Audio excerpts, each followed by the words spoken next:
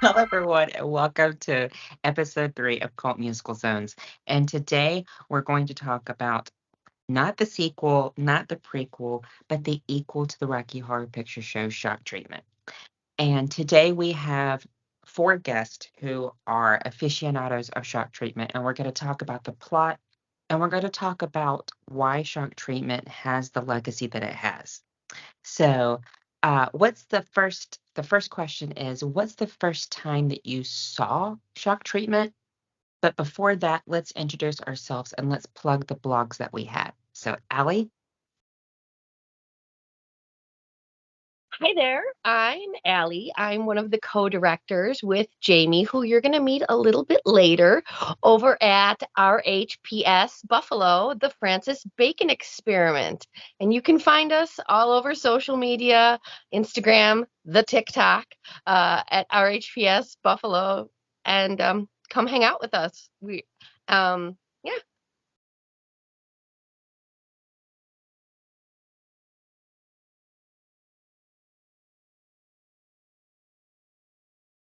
I'm sorry, am I answering the Oh, goodness gracious. sorry.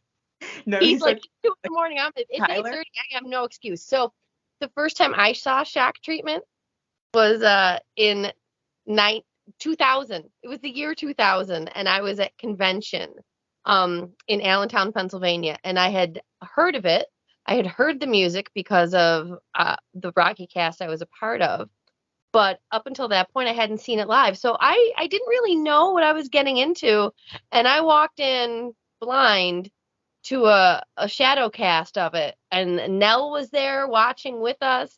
It was a whole oh yes, I got to meet her. My little 18-year-old baby gay self got her to sign my little thing. It was I have fond memories. It was a very memorable experience, and I went from seeing it like that to now I am our cast Bert Schnick. But we'll talk more about him. I have a lot to say about him. And Tyler. Well, hi. Yeah, I am with the Nashville, Tennessee Rocky Horror Shadowcast Little Morals. We've unfortunately, yeah, we've not been able to really get it together to do Shock Treatment or any other movie yet, but I don't know. It'd be nice. Hopefully, this will bring out some people in Nashville who would want to see it, and then if we can find a venue, and then we'll get all the costumes and all that together. Um, also, yeah, so if I think we're supposed to plug like what we have. I've just got an Instagram too. If anybody wants to follow it, it's Tyler Henry Actor, all one word. Um, and with that, I'm very excited because I'm going to be in Evil Dead the musical coming up. So tomorrow, yeah, we're coming up on so that's going to be a good time. Lots of blood, lots of blood. But first time I saw Shock Treatment, I want to say I think it was 2005 or 2006. They had put out the 2 disc edition of the DVD for Rocky Horror again, and then they finally put out It would have been 2006 because it was 25th anniversary. So they put out Shock Treatment with it, and I saw it. And we were up in Nashville here. My mom, she bought it for me because it was like I had another doctor appointment checkup for one of the back surgeries I had had. And she knew, she's like, a friend had bought me Rocky. She couldn't take it away from me now, and I had seen it. And I remember I watched it one night and I was so excited because I had heard Little Black Dress, Denton USA, and then the single version of Shock Treatment. Had no idea in what context, that was. And I watched it twice in one night. I remember it was a Friday night because then I thought, what the hell is this? I mean, I didn't really know what was going on, I think, which is what most of us think. Uh, if you're watching either Rocky Horror or Shock Treatment. But yeah, I watched it twice, and I remember watching it the second time with that commentary that was on the DVD with Madman Mike and then Sweet Bill Brennan, who unfortunately passed away recently. But that did help. Their commentary did help a little bit. But that was the first time, 2006, I think, for me. Yeah. All right, Alex. So plug your Instagram and talk about the very first time you saw Shock Treatment. All right. I'm Alex, and I'm also from Nashville, and I play under a moniker called Rocky Bottom, which may or may not be Rocky Horror related. I don't know. And it's Rocky Bottom Show if you want to follow that. And the first time I saw Shock Treatment was 2020. It was mid-pandemic, I was down kind of like a deep, searching through Rocky Horror stuff on the internet, and then I just came across, I'm like, no way, there's a sequel to this movie. So I started listening to the soundtrack before I actually watched the movie, became obsessed with the songs, and I was like, I need to see this movie. So I ordered a DVD, and I may or may not have been having a psychedelic experience the first time I watched Shock Treatment. So that was pretty amazing. And I was baffled by the movie. And like Tyler, I watched it again.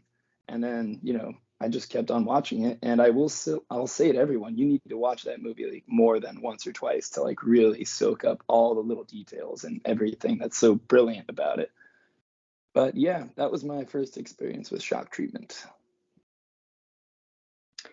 I don't think I said this before, but I discovered Shock Treatment by accident. When I was like 14 is the first time I fully seen Shock Treatment. I mean, Rocky Horror fully. It was the same summer I saw Rhinestone with Dolly Parton and Sylvester Stallone for the first time. It was the first time I had seen The Best Little Whorehouse in Texas in its entirety.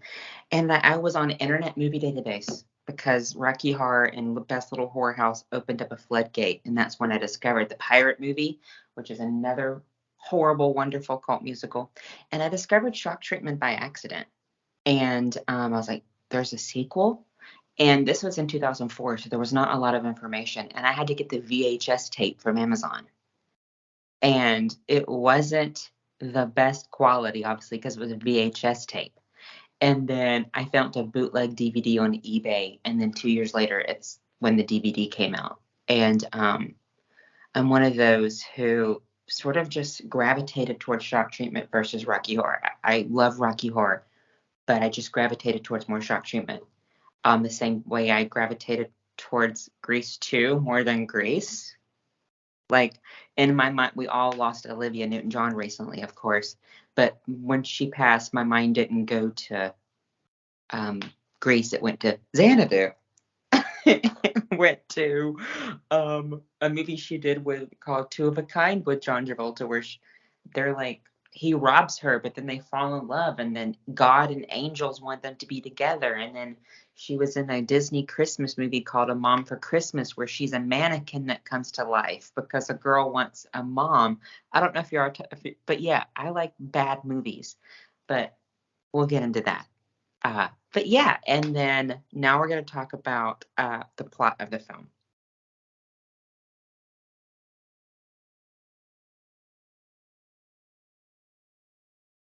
And now for a commercial break. Bentonville. Alex, what do you think about the plot to Shock Treatment? So the first time I saw it, I was baffled. I thought it was like, what did I just watch? I knew there was so much to it that like I didn't understand at first viewing, and I knew I had to watch this movie over and over again, which I did. And I think it's just got layers, man. I think a lot of people have different agendas. It's like, Farley has like two different things going on. He's trying to mess with Brad's life, but he also wants to be this like Trump-like character. And then you got Cosmo Nation, which they just might be messing with everybody. That's what I think. I don't know. I think it's a movie that raises a lot of questions and theories. And when you make a movie like that, you can create theories around it like that. It's just it's a plethora of like, I don't know. I've never seen a movie quite put together like Shock Treatment. And, that mixed with the music, the brilliant music, it's just, I don't know. Never seen anything like it. I don't think I ever will again. Allie, I see you praising a lot of the points. Has to be one of the most subtly terrifying movies I've ever seen, for the pure reason of that plasticine, fierce smile with no mirth behind it. Like they are going to eat you alive while telling you how sane and happy you will be. Whoa. And you see these people. You know these people. These people are out there. And I think that's what makes this movie just so terrifying. That small little production detail that just leaves you so unsettled. And Tyler? Yeah, it was. I think I was about 15 when I found it because they had finally put it on DVD, and I got it. And I've watched it twice in that same night because the first time I didn't get it, I was like, okay.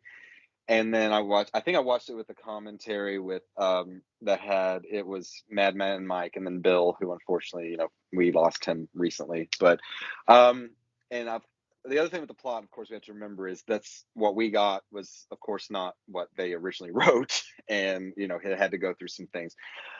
It it actually did seem scary to me, like everybody's already said last night, to look at it, and I kind of got it then. I was like, oh, this was before reality TV, back then, and then Farley at the end. Now I was like, oh my god, it was a little too close to home, and all of a sudden it wasn't funny to me anymore to see everybody in the straitjackets at the end. It's just, and I don't know. It's just really now I've got to I'm like re-questioning everything. And how many times have I watched this movie? So many times, but uh I actually think it's more like life imitating art now that we're in. And that's really scary.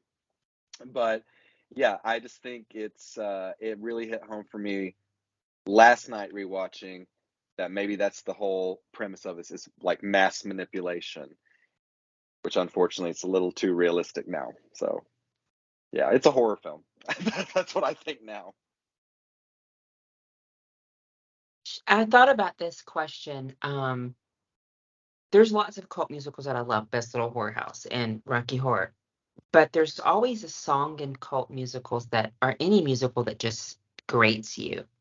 But when I was thinking about Shock Treatment last night, I was like, I actually like all the songs in Shock Treatment. And they might not make sense because of what they originally was supposed to be, the Brad and Janet show when Rocky Horror shows his heels, but they do all fit. And I love the songs. And the next question I'm posed to you all is if you had to choose two favorite songs in the film, what would it be and why? And mine would be Bitchin' in the Kitchen. And as well, I love the song In My Own Way because I think Janet has just had it. She's had it. And she's like, I'm supporting you. And I just think Jessica Harper is. I'm sorry, Jamie, and I'm sorry, Allie, but I think Jessica Harper as Janet blows Susan Sarandon as Janet out of the water. So, two favorite songs in the film and why. And we can start with Jamie. You're absolutely right about Susan being like lackluster in comparison to Jessica Harper. Like the two Janets are wholly different. I'll preface that statement with I think they take place in two different universes that are parallel, but that's a whole different conspiracy theory that we're not talking about right now. But I think my two favorite songs and like getting to do the show definitely informed this opinion, but I love Me of Me. Something about performing that number in front of the screen with Jessica Harper, just like it's so self-love, but it's also like almost the peak of her like villain arc. And you just like get to live your best life, and like Brad doesn't exist, and just every layer of instrumentation in that one, the more you listen to it while you're just watching it, it's just it blows me out of the water. Just the musicality of Me of Me. And then there is no better finale to any musical, movie, or stage than the finale of Shock Treatment. The reprise of Denton USA and Anyhow, like smushed together. It's so good. It's so good. Those are my favorites. Alex. So I think the music wise in general, it's just like I think lyrically and the way the chord changes, everything I think are just better than Rocky Horror. I don't know, like Rocky Horror has its classic songs, but just the way the music is, something about this is just it's brilliant. It's brilliantly written. And my two favorites, I think. So I actually heard Shock Treatment, the song, before I saw Shock Treatment. I heard about the movie and then I got excited and I started looking up the songs. And then Shock Treatment, repeat. My roommates hated me. That's all I played all day. So Shock Treatment, it was just infectious for me. And Bitchin' in the Kitchen, I'd say is probably my second favorite. Anything that uses micro digital awaker to talk about an alarm clock. I mean, you got me. You got me from, like, brilliant. Tyler, two favorite songs. I was trying to think of this last night. I think my number one has to be Little Black Dress. And again, it's like Alex just said, there's a chord structure that's a little more advanced than like what we got in Rocky. Of course, that's, I think, part of Richard Hartley, because he did more of the music. I think Britt Denny and Richard O'Brien did more of the lyrics. But Little Black Dress, I had gotten the CD, the Songs from the Vaults, that was in like the 1990, the year I was born, that box set, and I kept picturing Richard O'Brien singing it. So that was kind of my first exposure to Shock Treatment. And this is probably going to be the common one, and I know it's everybody's favorite song, but Bitchin' in the Kitchen. It's so great, and I can even quote along what, Richard O'Brien's saying in the background, like, wash those blues away, and and it's, you can't can what the trash can. I mean, it's just perfect. So yeah, Little Black Dress and Bitchin' in the Kitchen for me. Allie? So 1990 was your first exposure to Shock Treatment. I saw it for the first time in the year 2000 when I went to convention. No prelim, no easing me in, just this weird ass movie and a shadow cast and my baby gay butt going, what is happening? And I sang Bitchin' on a Kitchen on a loop for the entire drive home from convention and drove my car mates mental. It was seeing it live. It stuck me. It hit me. And much like my love for Eddie's moment in Rocky, I love a good non sequitur. So for me, my favorite song is Breaking Out, because yes, Shock Treatment is a great, more sophisticated musically score than Rocky Horror. You want some punk? You want some 1970s original OG punk? Oscar Bill and the Bits, like, they come in kicking and screaming and just like, oh yeah, and now back to your stupid little show. And I love that moment. That's kind of my whole personality, if you can't guess.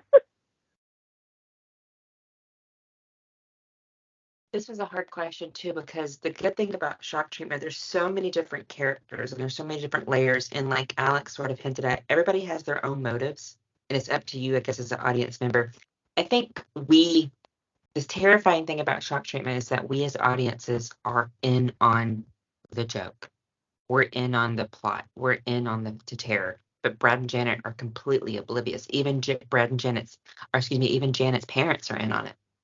So that's what's kind of terrifying on it. So if you had to pick two characters that resonate with you and why, I have to say this Brad and Janet. There's something different about this Brad and Janet. I think marriage has not been good to them. I think Brad is much more, because you think in Rocky Horror, he was the one that was the brave one. He's like, don't be scared, Janet. And Janet was the scared one. But now in Shock Treatment, she's the brave one and Brad's the emotional cripple. So I think Brad and Janet have much more depth in this. And I'm glad they got back together in the end. And I mean, if they've survived cross-dressing aliens and a TV station run by that's evil, what are the further, adventures of Brad and Janet? So, Allie, I'll put you on the spot. What's your two favorite characters and why? This might come as a shock that my first character that's my favorite is Herr Schnick. I love a good villain, and I love playing the bad guy. If I can get an audience to hate me by the end of the night, I have had a good show. And I love the question, can he see the whole time? Is it all an act? And you're left with this question, and I love that journey. I love it. And as for my second, I think it might be Betty. Betty coming out of left field as an extra from the first scene of Rocky. And just my favorite part is when she's so sweet to Ralph and Macy in the audience, and she calmly walks over to the door and flings it open and starts shrieking at him. I love that dichotomy. It feels very real. It feels like probably the two most honest people in the film is the guy with no neck and the divorcee. Alex, who are your two favorite characters and why? I do like Betty. I like Betty in this film.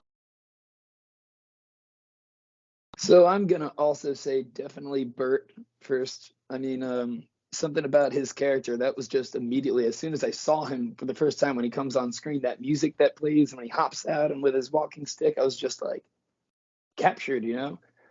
But then, after I watched it over and over again, I started noticing these little things that he does. Like it's a scene where they're all at the table and they're talking about morning, or no, they say home, and then he looks at everyone. He's like, home? Like he doesn't know what home is. I'm like, well, that's weird. And then they say morning. He's like, morning? And you notice these little things in his nightstand in the room that he's sleeping in for lullaby. He has a little pill thing that's called Sominex, I think, or something like that for to stay awake. It's like just weird Bert things, and like everyone else is sleeping, and he's just sitting there like this, like all through the night. Guy doesn't sleep. And what else? At the end, he says something about the Danube River, like out of nowhere. He's just like, they'll be sent to the Danube at dawn. And then he's like, what? He's like, just memories. Like that guy, like he's just something about Bert. I love him.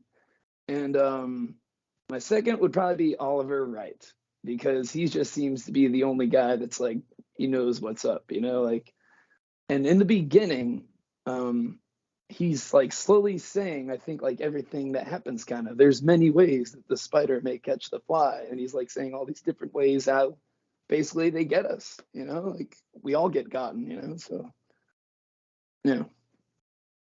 I have a question for you, Alex, but you can shake your head yes or no. Allie, are you honoring Bert Schnick with this yellow and black you're wearing? I was wondering. Alex, do you think Judge Oliver Wright is the criminologist from the Rocky Horror Picture Show?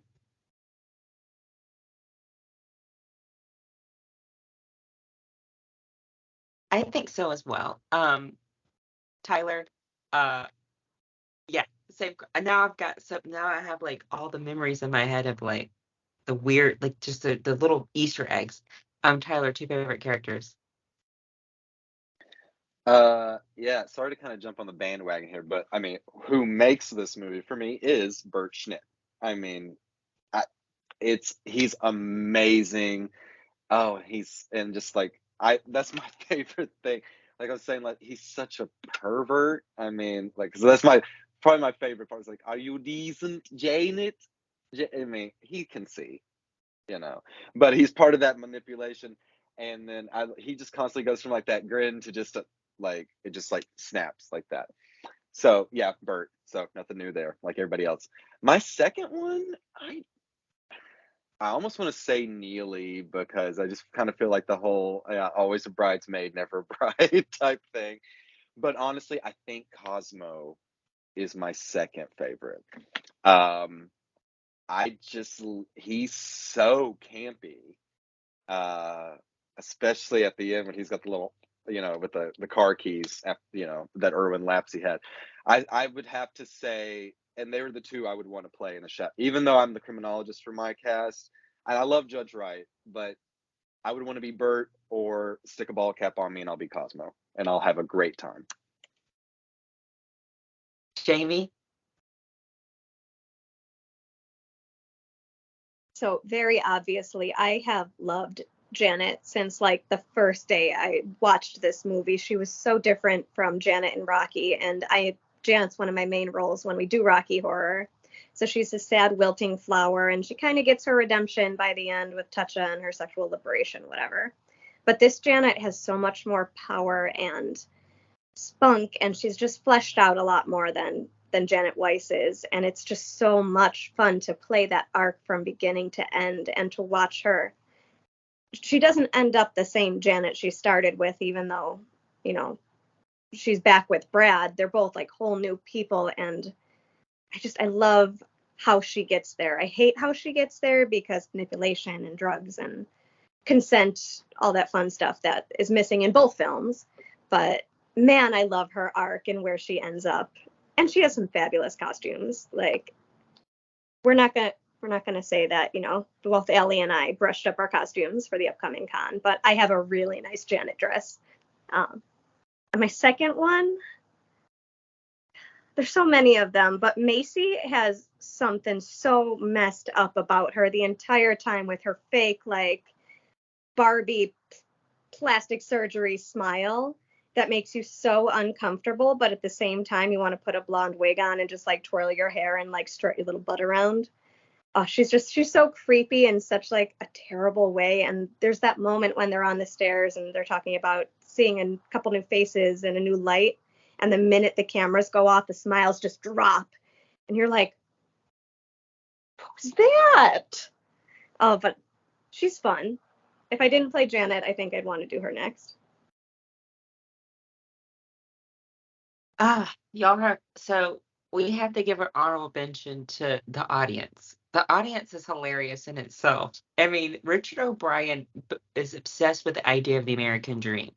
I mean, he takes the biggest American stereotypes and puts them in the audience. And those people aren't even American. Those are British extras from around here. And cowboys, and you have like a lone African American, and then you've got like, right, and then of course you've got people in the military, and one of them, of course, is the original Rocky from the Rocky Horror Show on the stage. There's lots of Easter eggs, the police officer, his name evades me right now. Officer Christopher Malcolm, just to get in there. Yeah. He's the original Brad on the Rocky Horror Show. So there's lots of Easter eggs. So this isn't a question I asked for Rocky or Best Little Whorehouse because there wasn't a lot of Easter eggs in either of those films. What is something that you've caught in Shock Treatment that you still don't know how to grasp or you still want an explanation for? I think one of the things is Cosmo's like, how dare this person take advantage of my weakness? Is he saying he's bisexual? There's also the whole Cosmic Nation. Are they Riff Magenta? But another question makes me wonder is what's outside of the TV studio? Is the entire town gone? And I'm not asking you to and think about all these questions. It's just something that I'm wondering, like, what are Brad and Janet leaving to go into? What are some, and like you, Alex, noticed the drugs on Bert's pillow, which I noticed the picture of Sigmund Freud, but there's just so many Easter, and then of course when they're playing the games, the name of the game is Space Invaders 2, which means that, I don't know, is Nurse Anzalon? Anyway, what are some things that you still are trying to grasp because it's so layered? We can start with Jamie. Well, before we do any of that, I didn't know if you knew that the opening credits, Christopher Malcolm, to my knowledge, was the one doing the whole like narration at the beginning. So that's a really cool little Easter egg. Well, that's the thing. I couldn't remember. Is that him or is that Manning Redwood, who was Janet's dad?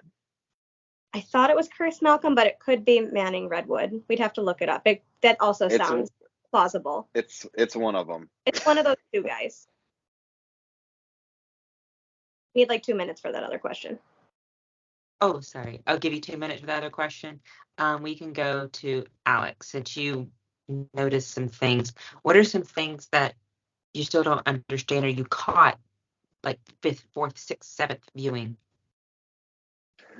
So I think the thing with Bert, if anyone has like an explanation of what he is talking about with the Danube at dawn, like, and the flashbacks and why he doesn't know what home is or why he doesn't know what morning is, like very interesting. Like, why doesn't he know these things? He's kind of like an outsider in that way, like not like everybody else. And it's just something that always crosses my mind, which makes me love him. But if anyone has any kind of idea, like, I'd love to hear a theory because I'm very interested. Allie is raising her hand. All right, I got two. Buckle up. The first is that much like Riff Raff and Magenta, Bert is the alien in this film. And the reason he doesn't know what home is because he crashed to Earth, and Denton Studios is DTV, is all the homeboy knows of Earth, which would make it a really skewed perception. And And the way I kind of inferred Bert's history, he talks about Le Cordon Bleu. He talks about what a gourmet he is. I am convinced that Bert comes from Germany and just sort of skittered out during that questionable dark time where they did terrible things. And I think that's what that reference is at the end. Unfortunately, I don't think Bert was a nice German man, but yeah, I think he's like witness protection Bert is my thought. Tyler. Sorry, yeah. Yeah, the whole Danube thing, because that's well, and I think it wasn't Bert originally. It was supposed to be Dr. Scott, right? In the original draft, like the original screenplays, and I think that's the whole thing. They were still playing on the whole like Nazi thing. So, I'm glad you mentioned James earlier. Sorry. That was a line too. I have no idea what that means when it's near the beginning and Cosmo says that he's like, "Hey, how dare this person take advantage of?" I'm like, I don't understand that still. I really do not understand it, and I've never seen any explanation.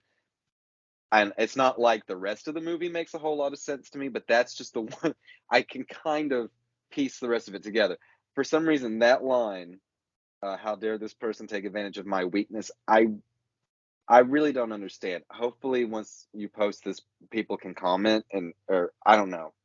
I'm lost on that one. I think that's the one thing that I don't get. Jamie, are you ready? Yes, and this is like the one that I think universally people have no clue what is going on or imagery, what drugs Richard and Brian and Sue and anybody working on this put into it. Does this bird belong to you? Why? Is it because they're all like sitting ducks, sitting geese? But does this bird belong to you? Tyler is ready. That one I know. Okay, because the poem they read, and I didn't know it till we read it after I saw this in high school. It's the albatross, and that's an albatross. Because it's the poem she reads. It is an ancient mariner, and he stoppeth one of three. Because we started reading that in high school one day in English. I went, wait, I've heard this. I was like, Betty. But for some reason in the movie, she says, I adore Coleridge Taylor. His name was Samuel Taylor Coleridge. Oh yeah, Allie's with me. It's like she's signing what I'm saying with the audio. But yeah, that one I knew. So there you go. I've never asked this before with shock treatment is so complex. I mean, Repo's pretty cut and dry. Best Little Whorehouse is cut and dry. Even Rocky Horror is cut and dry, but that doesn't negate their value. What are some theories that you have about shock treatment? And I talked to John, who's going to be my Best Little Whorehouse, not in my Best Little Whorehouse, on my Best Little Whorehouse episode. And I was wondering, this is my theory, and you guys can talk about your theories before we talk about the legacy. Is it possible that the entire TV audience are the Transylvanians from the first film? Because there are some of the Transylvanians in there. The wardrobe mistress is a Transylvanian. Cosmo's reading a thing that says UFO spotted over Denton. And I sort of made a point that maybe like Farley doesn't know that they're aliens, but like possibly, DTV is treating Brad and Janet and Denton as guinea pigs and experiments, but the aliens are also treating humans as experiments. I don't know. Maybe that's just, I don't know. It's interesting. Maybe I'm just trying too hard. But then, like I told Alex and Tyler, the unmade sequel to Shock Treatment, Revenge of the Old Queen, when Riff Raff's over Magenta's casket, he says we can go back to playing doctors and nurses like we used to. I don't know. Who else has some theories about this film that, okay, Jamie? So the whole like Riff Raff, Magenta, Cosmo Nation are the same person is totally viable in my whole like parallel universe theory, because we don't know much about space travel or how people can jump from timeline to timeline. But if this is some like insane cosmic race, why not? Why can't they jump? And that would explain differences in Betty and Brad and Janet, because depending on how many timelines you want, people can look and act differently, but then there's going to be those similarities, like the same town of Denton, or Ralph looking the same, or the Crim looking the same. But my theory would be that both are happening in similar timelines and parallel universes, and these aliens are just like, we're just going to mess with these people, and they're hopping back and forth. But that somehow both of those would have come together in Revenge of the Old Queen had it have been made, since they could have been transporting people from either timeline to the galaxy of transsexual. So yeah, that's my theory, to make it all make sense and have it settle, because I know so many people who hate shock treatment because of the casting changes, without really taking into account like exactly what was going on with like union strikes and actors not wanting to be in it because they either hated Rocky or didn't get paid enough. And obviously we know the reasons why they weren't in it, but in this weird mythological world of the Rocky Horror universe, that's my reasoning, if it makes any sense. That does. Wasn't Cliff DeYoung originally considered for Brad? I'm not sure. I think that's a tidbit. So, so he was the original choice. So who else has some really weird questions or theories about what's going on in its connection to Rocky, or what's going on, period? Anyone else? Go ahead. So I guess it's not so much as a theory as to like what's going on within the movie, but it's kind of, all right, so it's kind of a wild theory, but stay with me on this. So I think it happened one time when I was watching it and I was like, holy smokes, I finally get it. The movie is meant to be a shock treatment on the viewer. Everything's happening so fast, lightning fast. And then once you get it, once you've seen it so many times that you get it, because, you know, if you're trying to show a friend, they're not going to get it first, second time. But once you get it, it's like, phew. And then I was like, that's the shock treatment, you know, like it's the shock treatment on the viewer, you know? I don't know. That's my theory. Who else? Y'all are both shaking y'all's head at the top.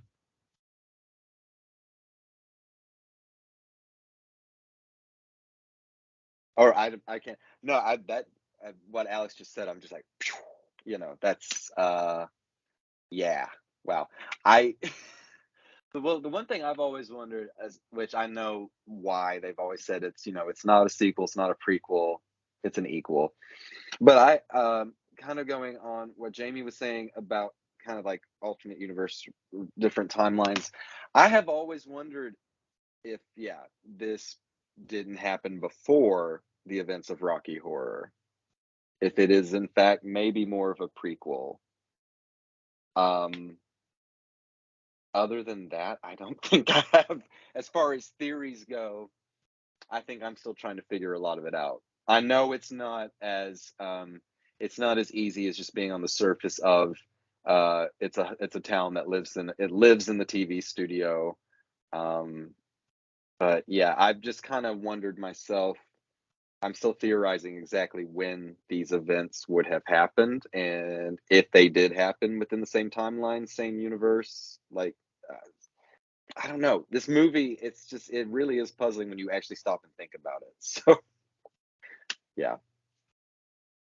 Allie? All right. My theory kind of blends yours. Is the town dead outside DTV? What if it's gone entirely? What if the Transylvanians were transported back to transsexual in the flying castle from the first movie, right? They wind up as the audience in the new spaceship, which now looks like a TV station. Swoops in, Brad and Janet are stopping down just to watch the show, and as soon as they get in, that sucker takes off again and into space they go. I mean, who's not to say that this entire harebrained thing isn't happening somewhere on an outer ring of Saturn? And it's just like aliens who maybe in are a sort of a middle management position and can't get ahead, and are sick and tired of their bosses micromanaging, and well, this is what happens. As I told Alex earlier, or It might have been Alex. It's one thing to deal with cross-dressing over sex to aliens. That's one thing to survive. And it's terrifying because, Frank has no moral compass whatsoever. But the terrifying thing about shock treatment is that it's humans destroying other humans purposefully and for reason and for ratings and even when Janet goes and visits her mom in Happy Homes, they're still selling you stuff. You can hear there's still like the infomercials and that leads us to the question of the legacy of this film. I think shock treatment is a weird beast because I feel that this legacy is still unfolding as we speak. There's a lot of people who aren't. Warner Brothers is horrible. Not Warner Brothers. Fox is horrible about promoting shock treatment, and we still don't have it on Blu-ray in the U.S., but we have it over here in the U.K. But the legacy, I think Tyler has it. Yeah, and even the way they Can't play it, but I got it. The way that they market it on the Blu-ray is before reality TV, there was shock treatment. So I'll open the floor for y'all. What do you think the legacy, and then I'll get into the stage musical adaptation afterwards, so I'll save that. But let's talk about the legacy. What do you think the legacy is? I think you can see the influence of this movie in such common cinema like The Truman Show. That entire town was about the life of this one guy. You tell me that that's not the same kind of concept. And this is so far in the past before we had Big Brother, American Idol. Chase, calm down. And I think that it really had its hand on the pulse of where the human race was going. Our crazy fascination with getting in each other's business and knowing everything and the minutia of every detail. I think it also did a great job of predicting, a lot of different things that I think that's what keeps it going is how true is it going to get, Who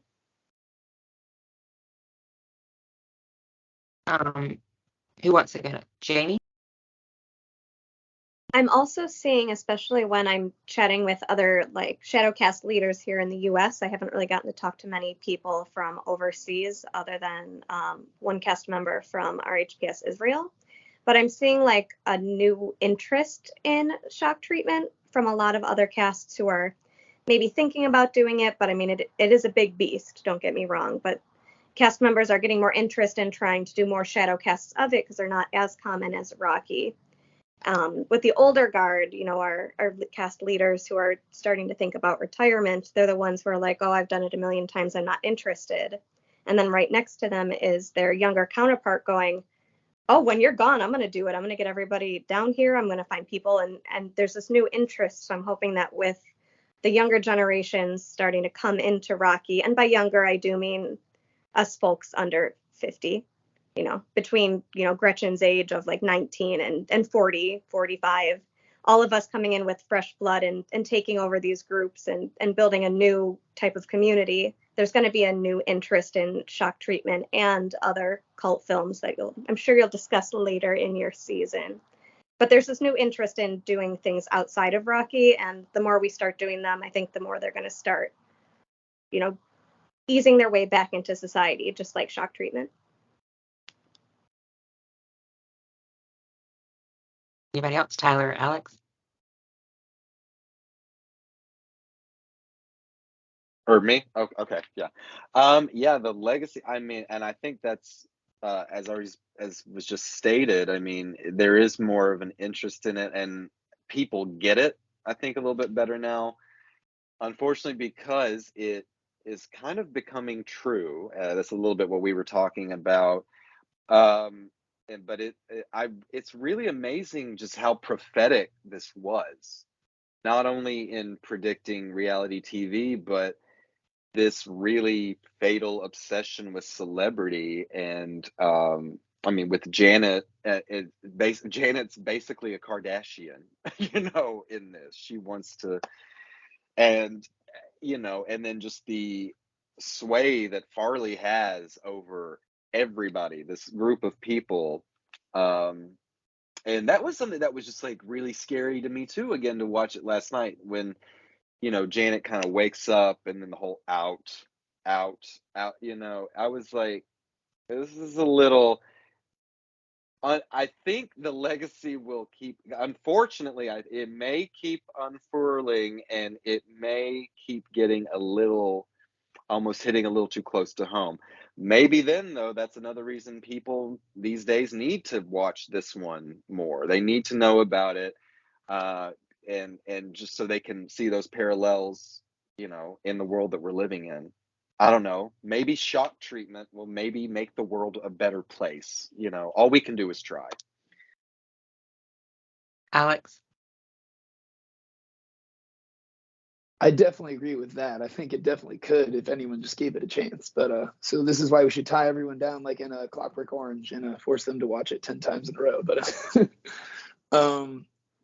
I don't know. I'm kind of torn. I feel like I want to see it like blow up, and I want so many more people to know about it. But then on the other side of the coin, you have this gem that's in the shadow of this monster of a movie, and like it's kind of cool if it always stays that way, and like when you find it, you feel like it's so special. With that's like what cult movies are, when you find something that like you feel like no one's really heard about, so it's cool like that. I don't know. Very torn, very torn, very torn. But I think it's I'd like to see more people know about it. I think people need to know about it. Unfortunately, like if it costs the movie, blowing up and everybody know about it, fine. But it's just one of those movies, man. People should know about it. And this is not funny at all, but if you think about like Happy Homes, Marriage Maze, Dentonville, we have reality show programs. You got Intervention, you've got 90 Day Fiance, you've got Married at First Sight, you have people giving birth on TV, people getting married on TV. I think the reason it might not connect with a lot of new viewers is because we live that reality and they're like, they don't see anything different about it. But the scary thing is when I first saw it at 14, we didn't have American Idol and I didn't really understand it. But now as the world progressed and then this new TikTok generation and, people weeping online for attention and like, can I get 4 likes on this post, please? We're living shark treatment. So briefly, I think there's been trying to be a renewed interest. So there's 2015, they staged Shock Treatment over here in London briefly for about 2 months. It was a limited engagement. And Richard O'Brien said the only way that it could be staged if it was isolated in a small venue where you could not escape the actors. And so when I saw it only one time, I was telling them that you walk in and all the walls are padded white. And they unfortunately cut Bert Schnick, Allie. Unfortunately, they do mention him that Cosmo and Nation might have had something to do with him disappearing. Nurse Anzalong's gone. Brad and Farley are not brothers anymore. Farley's Trump. He's like Trump. And the scary thing is that it was right before the presidential election between Hillary and Donald. And so it took on that whole apprentice sort of thing. There's a reprise of Bitchin' in the Kitchen that Brad sings, and it's really sad and it's slow. What else? Ralph Hapshack comes out the closet, and he's the one that sings Breaking Out because they condense it to they only have Brad, Janet, Cosmo Nation, Farley, Betty, and Ralph, and that's it. And then, believe it or not, Alex, talking about Shock Treatment, they actually performed Shock Treatment on Brad. So every time they sing, you need a bit of Shock Treatment, Brad gets electrocuted. And Farley's like, this has never been done on TV before. And so even then, it's like people still didn't get it. But I'm like, I think it hits too close to home to people. People don't want to realize that we have been sucked into the world. I mean, my niece is 13 and she's glued to her phone and she's always like obsessed with people who are like, hey, and my flatmate here in London, she'll sit and watch people, vloggers just sitting and eating food. I'm like, why? And it's just like we can't escape it. I mean, it's like, I don't know. Is there any thoughts on stage musical, or you want it to come back, or you want more recognition, or like Alex said, do you want it to stay sort of like to a niche market and to be protected, so to speak?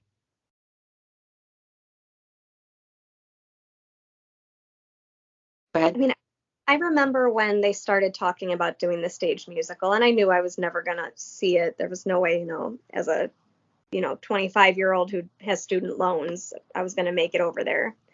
But the more I started reading about it, the more I had no desire to see how they were planning to stage it, because I felt like condensing the cast would cut out too many important things to the plot of the film. Like, I can't imagine not having all of these subsidiary characters that do help build this world. Like, a world without, Bert doesn't make sense to me, or a world without Oscar Drill and the Bits, because they are those kids with the phones who are chasing people for autographs and hanging on every single word. So I'm not sure I would have very much enjoyed seeing it on stage. And even now, I still kind of look back and I see, like, oh, are they ever going to release the rights? Which they're not. We're all aware of this. But I don't know. I don't know if I would have enjoyed it on stage as much as the chaos that the film that ended up happening was. Weirds me out a little. Alex, oh, before you answer, now that Disney owns it, I mean, shrugs, Alex? Well, I was going to say, since you've seen both, which one do you prefer, that you've seen the stage and you've seen the movie? The movie. The only thing I like about the stage is that there's a hint that Riff Raff and Magenta are Cosmo Nation, and I like how there's a line in Bitchin' in the Kitchen that they change, and it changes the entire trajectory of the show. And it's like, everything used to be okay. And in the movie, she says, "I'm been had, and Brad, I'm glad to say, is on his way." But in the stage version, she goes, "I'm sad to say, Brad's on his way." And so it makes Janet a little bit more apprehensive to send Brad off. But other than that, it failed in terms of, like, they tried to be too cheap. And by cheaping it, it made it to where it wasn't even shock treatment. But at least it gave some people, like, the idea that shock treatment is worth looking at. But maybe it should be like some of those cult musicals like Teen Witch that are still very niche. I see Allie laughing at Teen Witch is my jam. But what do y'all think? I mean, about this and where it could go, or where it's staying, or what?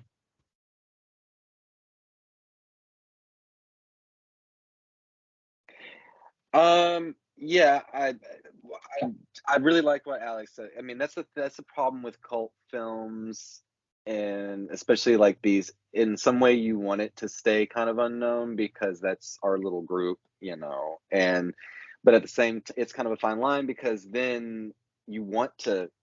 Uh, I think of a better way to say, to expose people to it.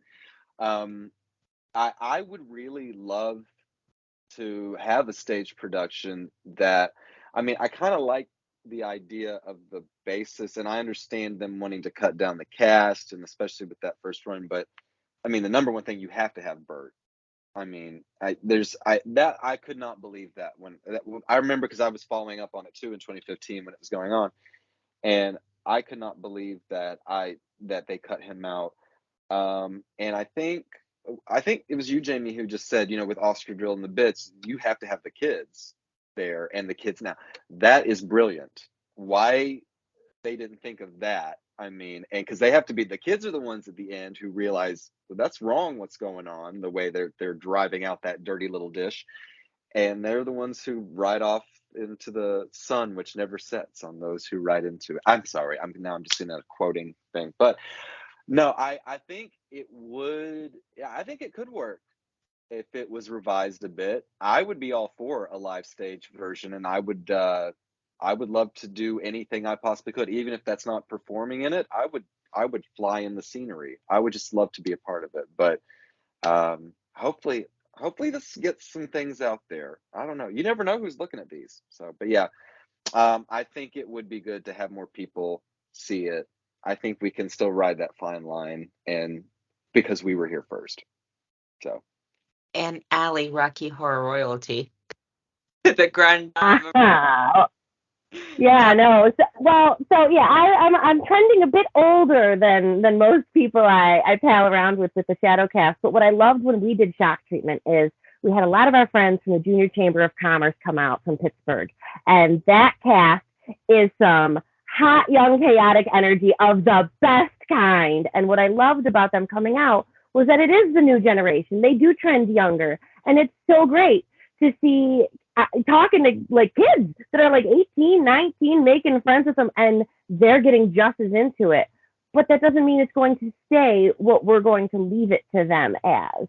So I'm really excited to see what they do with it when, you know, these Gretchens, these 19, 20-year-olds come up and through the ranks and they become cast leaders. I can't wait to see what they're going to do with Shock Treatment and what the world's going to look like then, because I think that's part of what's going to keep it going is the new and innovative ways to shadowcast. Oh Lord, you said where the world's going. I'd rather honestly live in the world of Shock Treatment than live in the world we live in now. I would totally watch DTV 24 hours a day and sleep in the TV studio. I love it when they're all asleep and they're like, all right, rise and shine. And they wake up and they start clapping. It's hilarious. I'll leave us with this. What are some lines of the movie that just make you laugh or chuckle or scratch your head? I love the line, shit, never mind. That's not in the movie, by the way.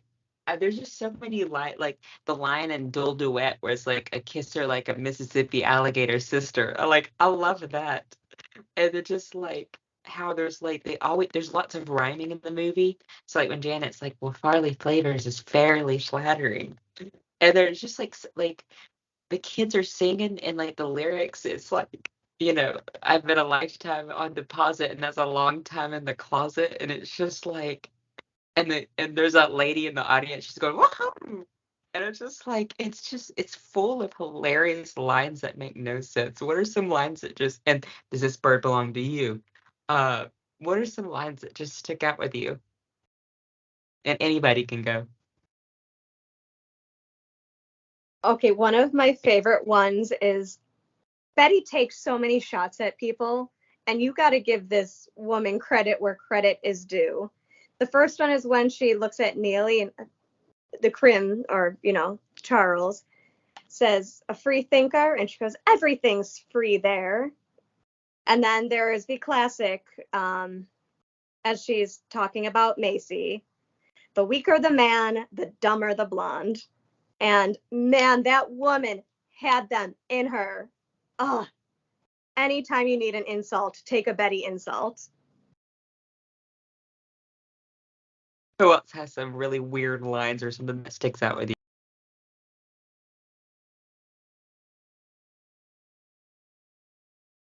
I don't know, one of the ones that I just love, I guess because I love alliteration so much, is just from that commercial. First and foremost, Farley Flavors fabulous fast foods feed and fortify families for a fabulous future. Oh my God, I got through it. Okay.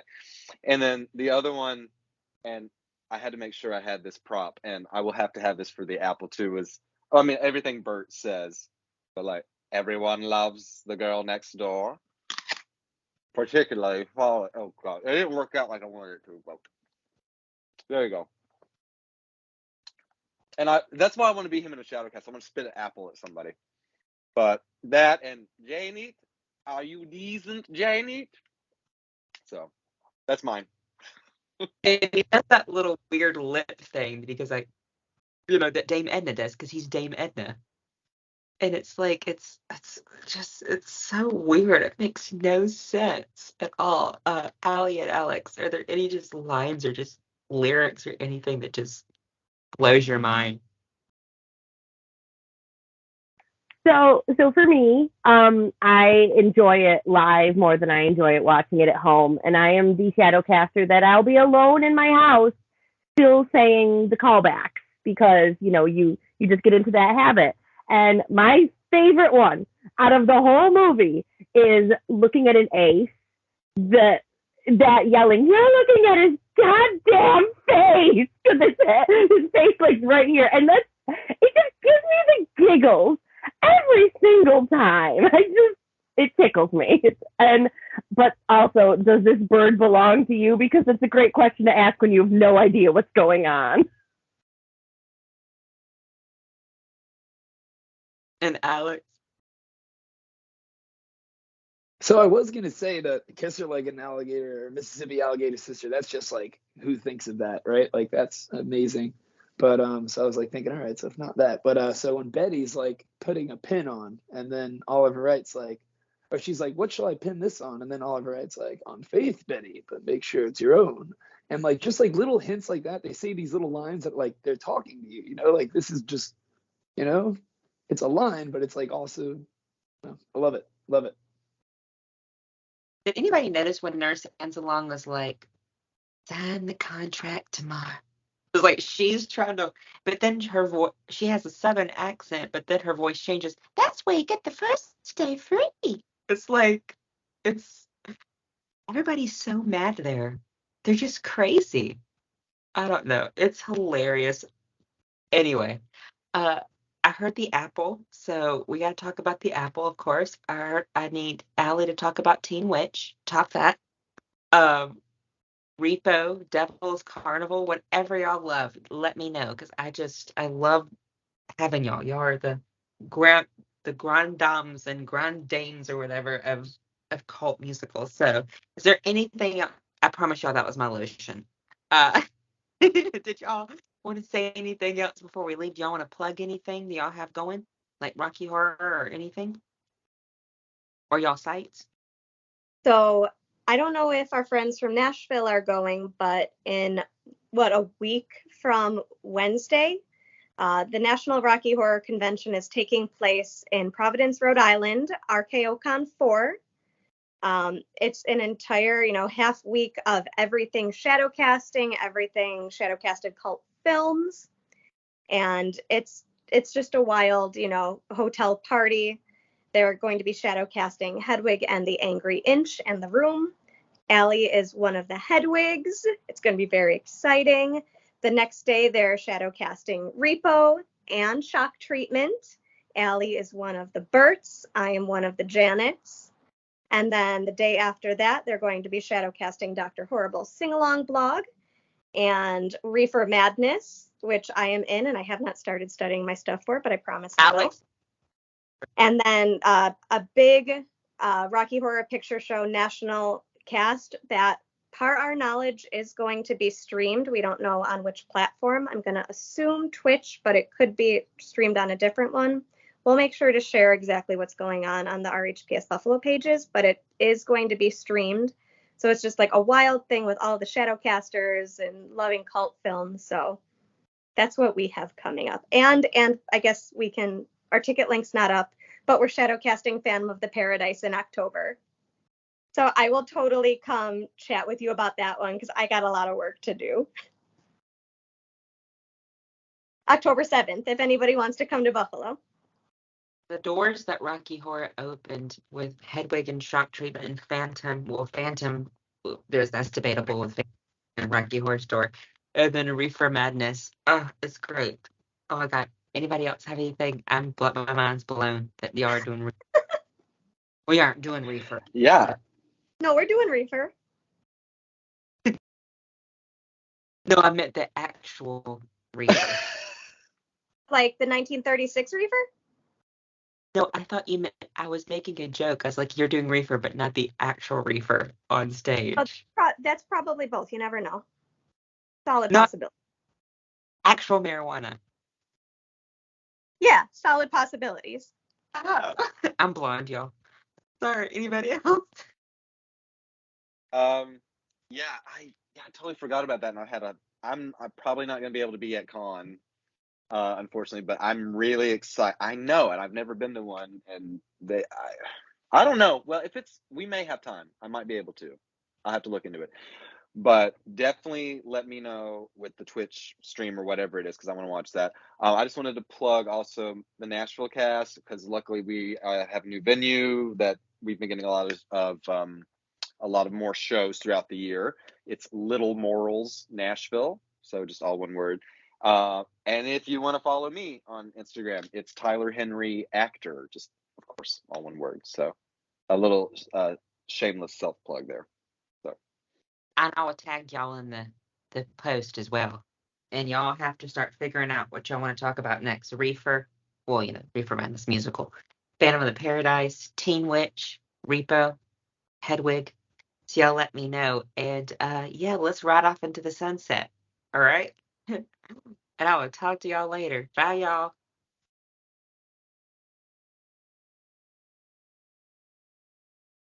The sun never sets on those who ride into it. We just gotta keep going.